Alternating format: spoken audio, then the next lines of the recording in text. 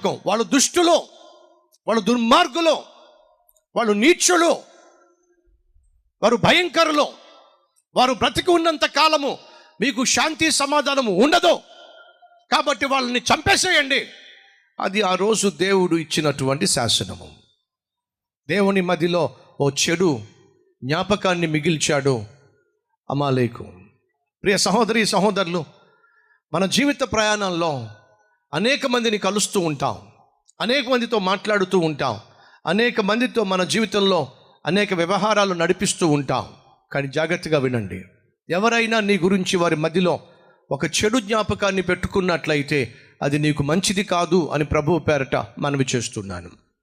పోతూ పోతూ నీ జీవితంలో చెడు జ్ఞాపకాన్ని దేవుని మధ్యలో విడిచిపెట్టిపోతావో, క్షమాపణ కోరి ప్రభువా నన్ను మన్నించు అని వేడి మధురమైన జ్ఞాపకాన్ని